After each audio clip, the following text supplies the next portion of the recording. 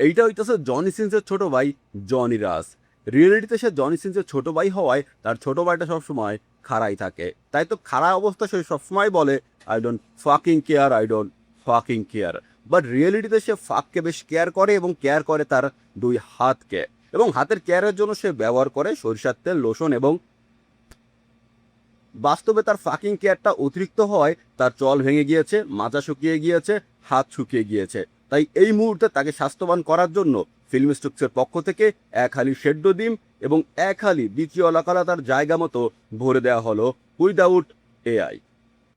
তার চ্যানেলের তথ্য অনুযায়ী সে বাংলাদেশের প্রথম মুভি রিভিউয়ার। বাট আমার কথা হইতেছে ভাই, তাহলে বুলসাই এন্টারটেইনমেন্ট এবং ফিল্ম স্টকস মানে আমরা কি ভাই ধৈঞ্চা?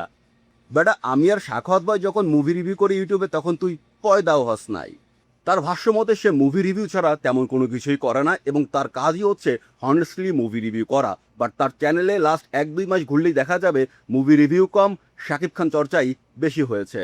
পাশাপাশি সে চল ভাঙা টিকটকারদের ভিউজ বাড়ানোর জন্য কিভাবে তারা কাজ করতে পারে সে বিষয়েও প্রমোশন করে।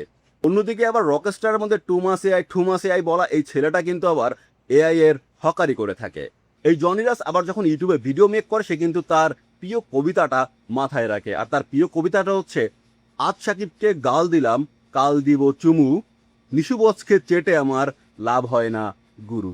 এই জনি রাজের কথা শুনলে আবার আমার মনে পড়ে টাকলা ইকবালের কথা। টাকলা ইকবাল যেমন দর্শকদের নিচু করে কথা বলতো, ঠিক তেমনি এই জনি রাজ আবার দর্শকদের নিচু করে কথা বলে।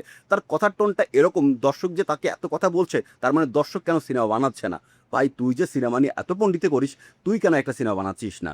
বিষয়টা এরকমের যে অন্যের গুতে গন্ধ, নিজের গুতে কোনো গন্ধ নাই। এই কথা শোনার সঙ্গে সঙ্গে জনি রাজের ফ্যানটা আমাকে বলতে পারে জনি তোর থেকে বেটার, জনি তোর থেকে ভালো, জনি ফিল্ম মেক করতে পারে, তুই কি ফিল্ম মেক করতে পারবি?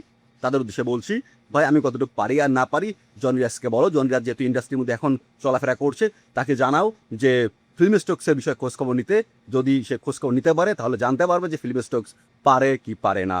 আর সব থেকে বড় কথা, 25-26 আমার সিনেমা আসার কথা ছিল, যেটা আমি করতে পারি নাই, এটা আমার ব্যাড লাক। আমি সেটা নিয়ে কোনোদিন আলোচনাও করি নাই, কারণ সেটা আমি ফ্লোর পর্যন্ত নিতেই পারি নাই। তবে যদি আমি দেশে যাই, যদি আমি সময় পাই এবং যদি আমার সমস্ত কিছু ব্যাটে বলে মিলে, ইনশাল্লাহ ইন ফিউচার আমার সিনেমা আসবে।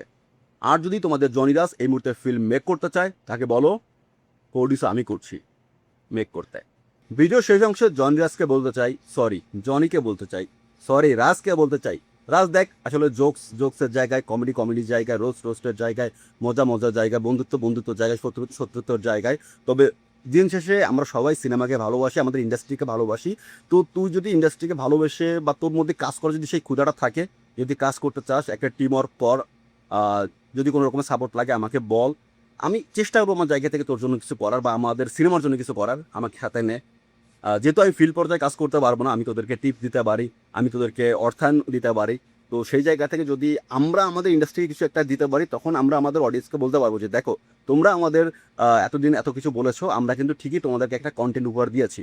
বাট তার আগে অডিয়েন্সকে বলিস না যে তোমরা বানাই দেখাও, অডিয়েন্সকে এটা বলা আসলে যুক্তিসঙ্গত না। তো একটা কাজ কর, যদি সিনেমা মেক করতে চাস প্ল্যানিং কর, আমাকে সঙ্গে নে। যদি না নিতে চাস তাও সমস্যা নাই। যদি কিছু করতে চাস, ভালো কিছু করতে চাস ইন্ডাস্ট্রির জন্য, কর, তোদের জন্য শুভকামনা। আর যদি আমাকে সঙ্গে নিস, আমি অলওয়েজ রেডি একটা ভালো সিনেমার জন্য।